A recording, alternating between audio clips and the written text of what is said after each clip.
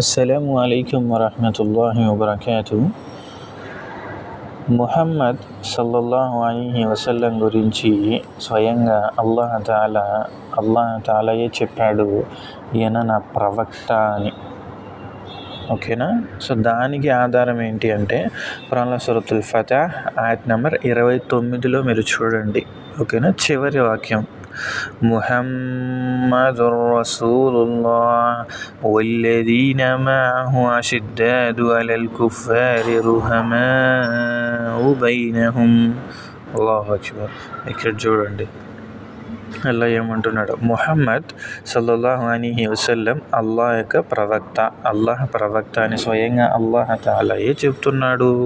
అల్లాహు అక్బర్. ఇదొక ఆధారం. మళ్ళీ ఇంకా మీరు చూడాలంటే ఆ ప్రవక్త ఎక్కడి నుంచి వచ్చాడంట. ఖురాన్లో సూరతుల్ జుమాలో ఆయత్ నెంబర్ 2లో అల్లాహ్ తాలా తెలిపాడు, ఆయనే నిరక్షరాస్యులైనటువంటి జనులలో స్వయంగా వారిలో నుంచి ఒక ప్రవక్తను ప్రవహింపజేశాడు. అంటే ఆ సమూహంలో నుంచే ఒక నిరక్షరాస్యుడైనటువంటి ప్రవక్తను, అంటే చదవడం రాదు, రాయడం రాదు, అలాంటి ప్రవక్తని అల్లాహ్ తాలా పంపించడం జరిగింది. ఎందుకు? ఇది కాపీ చేస్తారు అన్న భావము కూడా లేకుండా.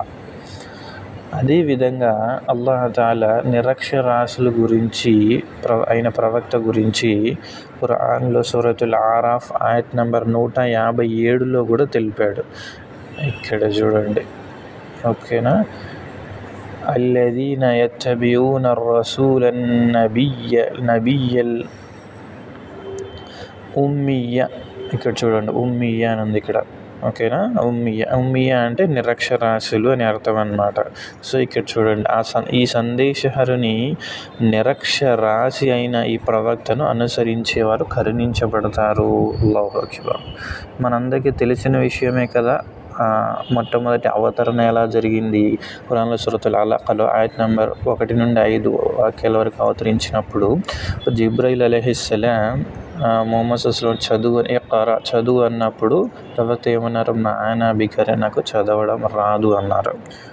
ఇఖ్రా బిస్మి రబ్బికల్లదీ ఖలఖ ఖలఖల్ ఇన్సాన మిన్ అలఖ ఇఖ్రా వరబ్బుకల్ అక్రమ్ అల్లదీ అల్లమ బిల్ కలం అల్లమల్ ఇన్సాన మా లమ్ యఅలమ్.